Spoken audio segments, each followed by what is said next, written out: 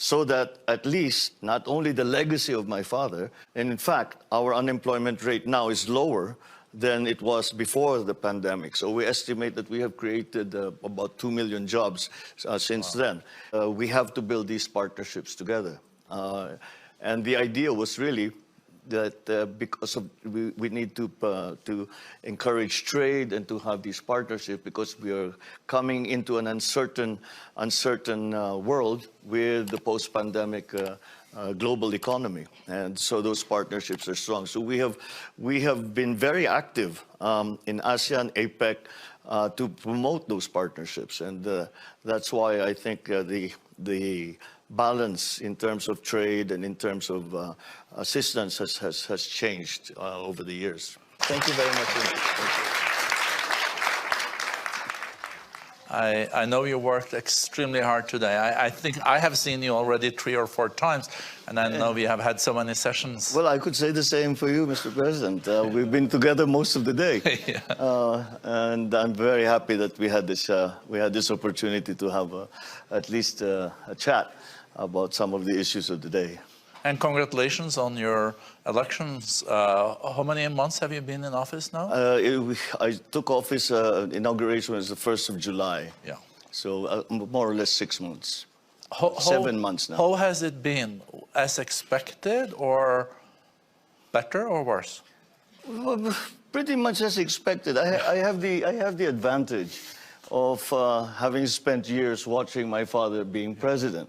So I had a very good idea of what it entailed. Now, of course, it's different from a son watching his dad doing his job as you yourself doing that job. So it's like I'm in the same setting, but playing a different role. But at least I know what needs to be done, and I have a fair idea how it used to be done anyway, and so I have models that I can follow, templates that I can follow. But in your father's time, there was no social media. No social media. Yes, that's actually in politics, I think, all around the world, not only in the Philippines, that suddenly social media has become such an enormous force, not only in politics, but in all other walks of life. So, yes, that is the new feature. I think maybe we could say that the world is more complex and confrontational now than back when your father was president, and more complex in the region? Yes, because it was simpler then. For example, when you talk about foreign policy for a country like the Philippines, you choose. You were with the Americans or you were with the Soviet Union. That was still the Cold War. We were still in the midst of the Cold War. And so, yes, it was simpler then. But it's that kind of arrangement, or that kind of the spheres of influence, as we used to call them, I don't think applies anymore. However, we spoke about this in another session, and the forces that are sort of tending to push us back into this bipolar, I mean, not in a psychiatric sense, but bipolar world are quite strong. Yeah. But I think most leaders and most strategists have a consensus that we should not fall back into that kind of situation where all countries have to choose which side they will be on. So when asked which side are you on, I said, well, I don't work for Beijing. I don't work for Washington, D.C. I work for the Philippines. So I'm on the side of the Philippines. And that really translates into a very simple statement of foreign policy, which is I promote the national interest. And the national interest also has led to the fact, I think you've been already in Beijing and yes. visited President Xi Jinping. Mm-hmm. Did your father go to Beijing? My father went to, my family has quite a history with the People's Republic, because in 1974, I was 16 years old. My mother took me with her on the first visit of Filipino delegation to China. And that was the precursor to the establishment of diplomatic relations. And so after that, we met with Zhou Enlai. We met with the Chairman Mao Zedong. Deng Xiaoping was number 3 then. So that's how it all began. The next year, my father brought a formal delegation because we were unofficial with my mother. He brought a formal delegation where they set the framework for the establishment of diplomatic relations between the PRC and the Philippines. I guess a very different China you visited now than you visited in the 1970s. Completely, and it's just absolutely remarkable what we saw in China in 1974, and what we saw, because after that there were many visits subsequent to the signing, especially of the diplomatic relations, but the rapid growth and modernization of China is just remarkable. I think everyone here is perfectly familiar with how that happened. But still, when you think of the time that it took them, for example, a place like Xiamen, when we first went to Xiamen, it was a little village. Even Guangzhou. Guangzhou was like it was a small city, and now it's you could be in any of the great Western capitals in terms of sophistication, in terms of development, in terms of wealth. It has been absolutely remarkable to watch. Is China now your most important trading partner? Yes, they are our largest right now. They are our largest trading partner. And the U.S. number 2, or? The U.S. I think is number 3 now, yeah. If I'm not mistaken. Because especially since the pandemic, the alliances between our neighbors has become very strong. For example, the biggest contributor for foreign direct investment now is Singapore into the Philippines. Wow. And I think the next Japan and Korea are following on its heels. So it's very much a regional, because I think there has been a consensus amongst the Southeast Asian countries, Asia-Pacific countries, that we have to build these partnerships together. And the idea was really that because we need to encourage trade and to have these partnerships, because we are coming into an uncertain world with the post-pandemic global economy, and so those partnerships are strong. So we have been very active in ASEAN, APEC, to promote those partnerships, and that's why I think the balance in terms of trade and in terms of assistance has changed over the years. I was quite surprised to hear that Singapore was number 1 on the FDI side, and you said second Japan and then Korea? I think that's where we are now, Yeah. but I think it's going to move. But I expected maybe China among the 3, but maybe many Chinese companies invest through Singapore. Yes, well, they invest everywhere. I mean, you know, before the pandemic, the economic activity of China in other places, because they were with the rapid growth that they had planned for themselves, the demand for resources, mineral resources, all kinds of different resources that they cannot produce as quickly as they needed. So they've gone to other areas for their supplies. So it's been the same thing with the Philippines, especially at that period a few years back, where China was growing at 10% every year, 10 to 12%. In fact, there were years that they were saying that they were posting 12% growth. And that was the time that China was really hungry for all the different resources. Energy, for example, building materials, for example, minerals, for example, all of this was in high demand by the Chinese economy. But it's incredible that I think now Philippines is the fastest growing of the ASEAN countries. I think in ASEAN, I think we're still the fastest growing. Yeah, around 7-8%. But since China is also such an important market for you, how do you explain that when China now has been growing a bit slower, that you have maintained or created such an impressive growth? Because that's not the situation in the rest of the world, because the growth has been going down. Well, it's a deliberate effort on our part, because when we look at the alarming numbers such as debt to GDP ratios in the Philippines, although I always say we are doing better than our neighbors, the numbers is 62%. It is now is still very high for us. So the strategy is to have high growth rates and to pull us out of that situation. And so we've done everything. First of all, after the pandemic, or as we came on, as the pandemic has begun to subside, the main concern were jobs. And that was one of the areas. And we concentrated on the MSMEs, the micro, medium and to medium scale enterprises, micro, small, medium scale enterprises, because that comprises such a large part of our economy. And it's the same in most ASEAN countries. And I think that's where the growth is coming from.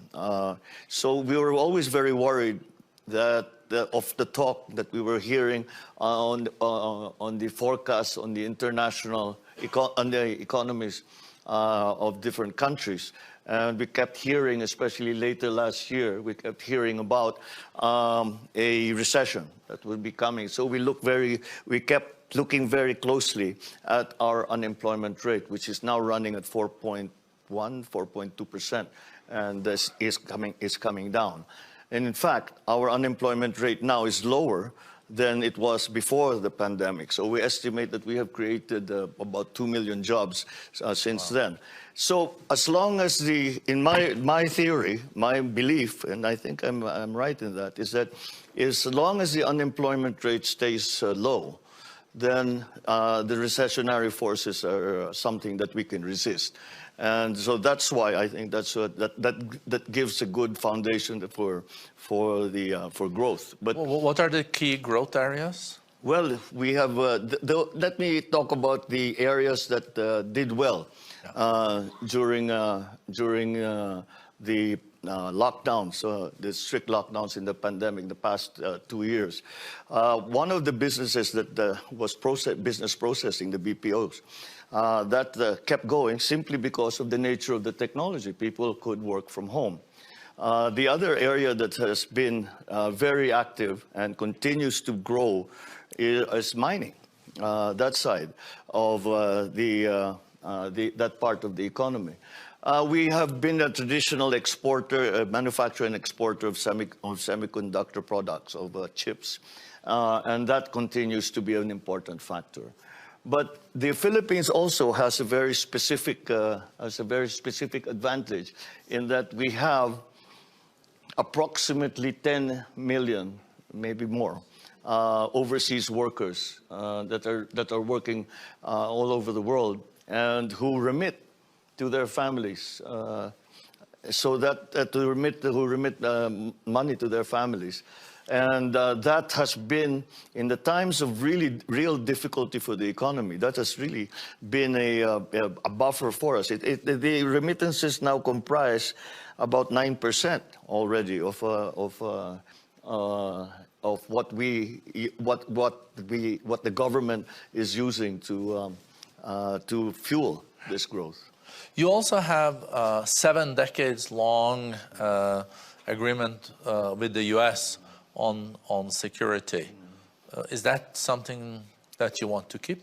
Oh, it's probably, I would say, it'd be not even more than 7 decades. It's been over a century in different guises.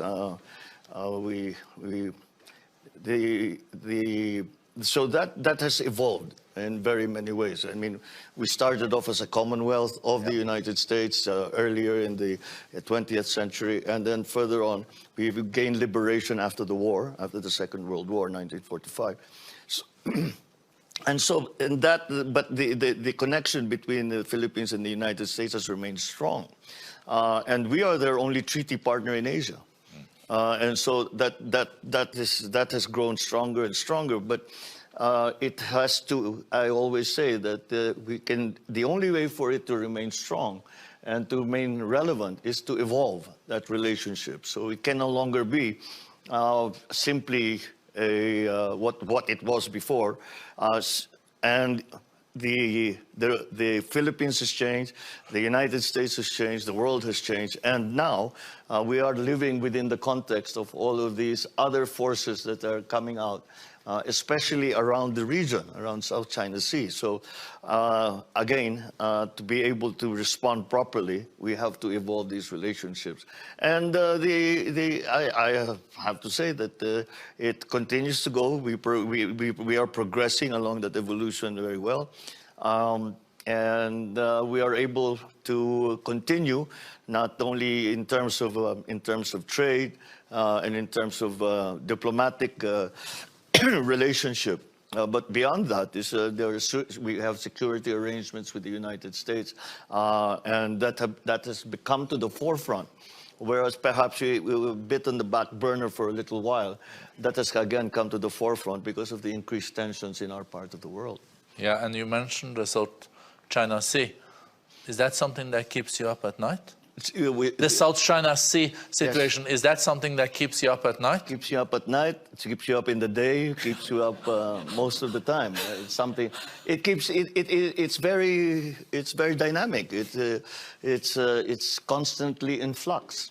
So you have to pay attention to it and to make sure that you are at least aware of the present situation, so that you are able to respond properly. So it's well, in terms of, let's say, cross-strait tensions, we're at the very front line.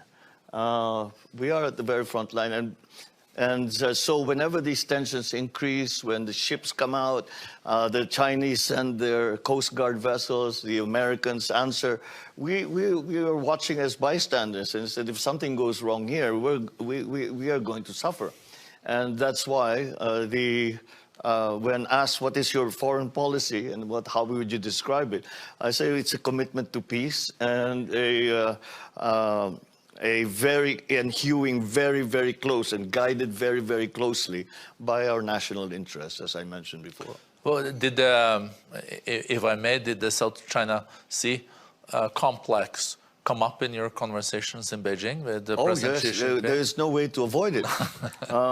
There is no way to avoid it. We describe it I suppose, in diplomatic language as one part of our relationship, but it is an important and unavoidable issue that we have to ventilate, and we cannot just put it, sweep it under the rug and pretend it's not happening, because there are effects, not only in the diplomatic sense, not only in the security sense, but even in the livelihood of our citizens. So it is unavoidable to speak about that, and I would not be doing my job if I did not bring up these issues with President Xi when I had the opportunity. And what is your main concern related to this? Is that these islands, or is it your fishing vessels, or is it the principles for what defines what is Filipino territory and what is Chinese territory? All of the above. Okay. All of the above. Did I miss anyone? All of those issues are open issues right now. So in terms of the territorial, let's say that we have no conflicting claims with China.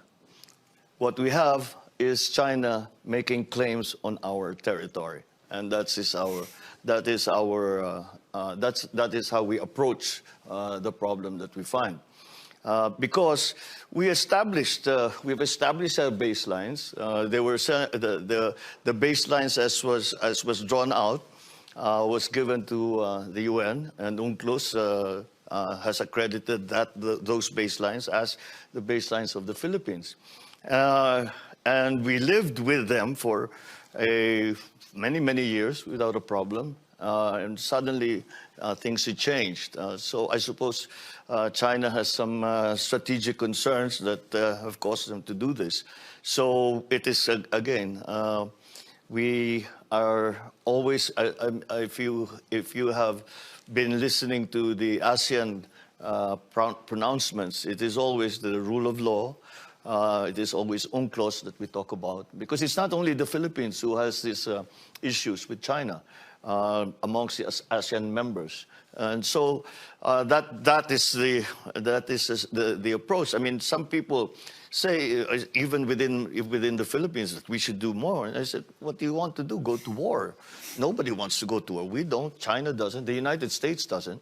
So, but just having the tensions increase in the region already has an effect on trade, on all of the exchanges that we have within ASEAN, within the region, with China, with the United States, and now with the agrupations that are being formed with Australia, with Japan, with South Korea. Once again, these are the elements that now have made the situation there very dynamic, very complex, and we are hoping to simplify them as much as possible if we can. But they are not simple problems, and because of that, there are no simple solutions. And there are players that come in from everywhere, from Europe, the United States. So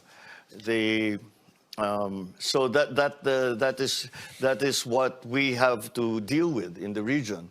However, there is also a unanimity of the belief amongst the leaders in ASEAN that we must be committed to the idea we call it Asian centrality, but it essentially boils down to the idea that the future of the region must be decided by the region.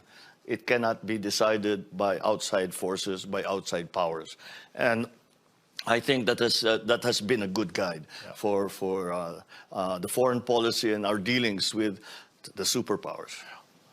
You see, Japan has now committed to double their defense spending budget from 1% of GDP to 2% of GDP. Is that something you ran on too on your ticket, or is that something that you're reflecting on in the Philippines? Well, I think to an extent, but not because the belief is that, first of all, there is no point the Philippines building up its armory. First, we are not in a economic situation that we are able to build up to the levels that the Americans have, to the levels that the Chinese have.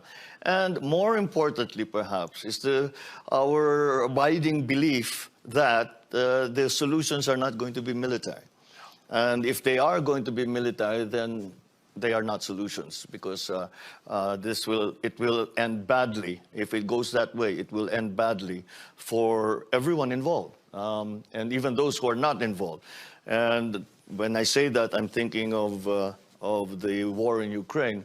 We were quite, I think all of us were quite surprised, especially us in the Philippines, to think that a war in Eastern Europe would affect agriculture in the Philippines. And I guess it just goes to show how well connected that is. But like I say, if a similar situation would arise in the region, then it would be, actually, I would say it would be disastrous for the rest of the world as well. Not only for the region, but for the rest of the world. No, and as you said, Mr. President, the way you see it is territorial claim on your territory that has been agreed on. So was there any understanding for that perspective when you were in Beijing? Well, Well, when I spoke to President Xi, I prefaced our discussion by saying we are not going to decide here today the issues that are between the Philippines and China in terms of territoriality. And so I chose to raise subjects, to raise issues that have a good possibility of actually being resolved. And these are the incidents that have been happening in the South China Sea between our Coast Guard, between the Chinese Coast Guard, between our fishing boats, and of course, every so often the American vessels, the American Navy that comes in when they feel that they have to project a presence in the area. So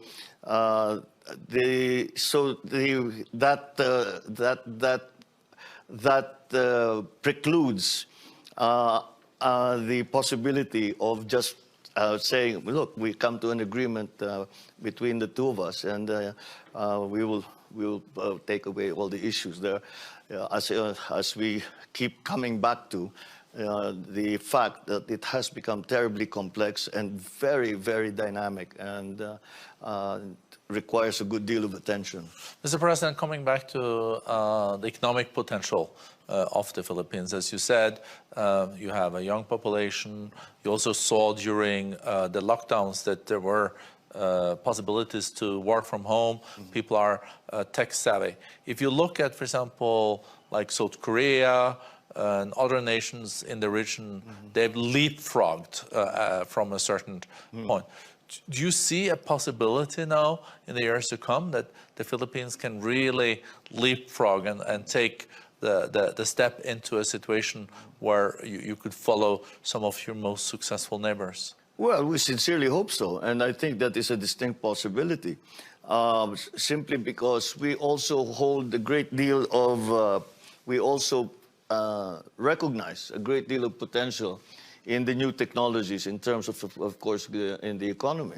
And the advantage that we have, that the new tech has, is that it is not like the traditional industries where you have to slowly build it up over the years.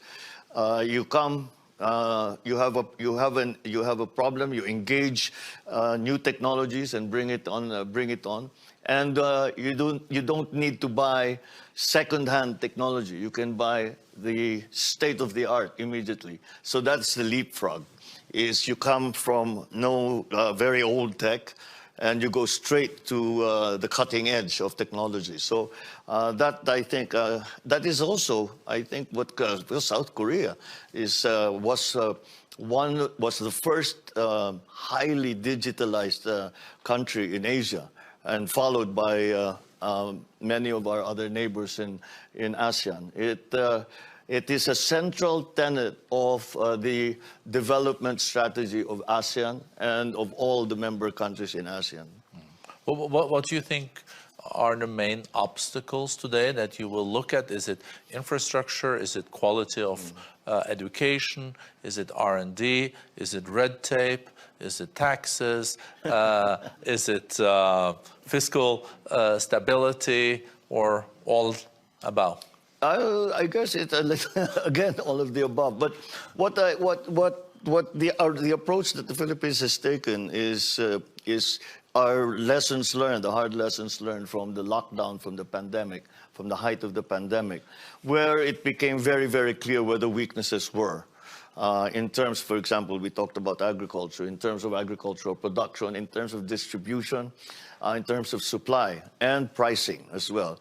The areas in infrastructure, I think we have made the commitment, and I'm confident that with that commitment, and we follow through on that commitment, that our infrastructure development will proceed apace, and that is something that we have control over, simply because these are government projects, and we are again promoting PPPs even in the especially in the infrastructure projects, because these are big ticket programs. So that is one area. The other ones, in my view, are the for example, are the systems and that we have in place. And the bureaucracy has a part to play in this, because the bureaucracy has been formed to respond to a different kind of economy and a different kind of global economy as well. So the structural changes in the bureaucracy, for example, they're quite painful changes as well. Have to be made, and that is part of it. Digitalization is going to play a large part in that process. Again, but on the plus side, when I am asked why are you so optimistic about the future, and I always say, when what we have been given is that people say we have to recover, we got into this debt hole and we have to dig ourselves out of it.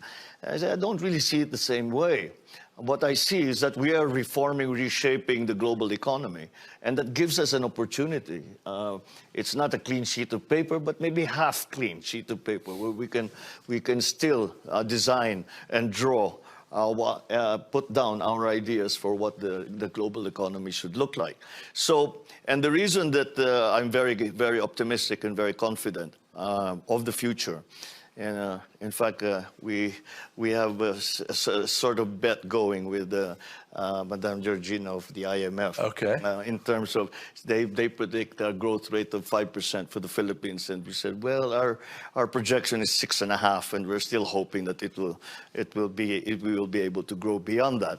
And the reason that I'm so confident about that is because we have this workforce. We have a very, very good workforce in the Philippines. We have the youngest workforce in Asia. You might be surprised to learn that the average age of a Filipino worker is 23.5 years old. So that is a huge demographic dividend. But demographic dividend is not paid out just as a matter of course. You have to develop. You have to develop now. Some of the concepts that we keep hearing about is upskilling and reskilling, and that's we have concentrated on. But again, the raw material in terms of our workforce is very, very advantageous. Our workforce is well trained. Our workforce is sophisticated, very English speaking. Quite in terms of technology, I would say that we are on equal footing as any other country. So that is where my confidence comes from, and that is the confidence that I hope to exude sufficiently to bring that confidence also to all of you and all of our potential partners in the world. No, thank you. It's been a fascinating discussion. I guess just to round off, how many years is it since your father left office? 34, in 1986. We left the Philippines in 1986. So, did you expect to come back as the president of your country? Not as president. We were in exile for 6 years, so we weren't sure if we were coming back at all, physically coming back. My father never made it back. He died in Hawaii. So that, yes, that was a very trying time. Those were dark days for the family, and I dare say even for the country. But you didn't have an ambition to become a president of your country back then. Well, I need to explain this to people that as I was coming out of schooling, out of university, I avoided politics. I was determined not to go into politics. I said, why will I go into politics? My father has done everything in politics, and the life is difficult. And I could see the sacrifices that he had to make to get to do a good job. And I said, yeah, maybe that's not what That's not what I meant to be doing. But after we came back from the United States, after exile, when we were first allowed to come back, the political issue was Marcos. And for us to defend ourselves politically, somebody had to enter politics and be in the political arena so that at least not only the legacy of my father, but even our own survival required that somebody go into politics. And so upon arrival in 91, the following election was in 92, I immediately ran for congressman in our province and House of Representatives. And, you know, like I always say, it's not where this is. If you had asked me when I was 23, 24, 25 years old, will you enter politics? Before you finished asking the question, I've already said no. No, no, no. But, you know, life takes you to certain, to places that you did not expect. And so once I was entrenched in the political arena, I said, well, if you're going to do this, you better do it well. You better be president. Well, every lieutenant wants to be a general, right? Every clerk wants to be the CEO. So I'm saying, if I'm going to be in politics, let's do the best we can and take it as far as we can take it.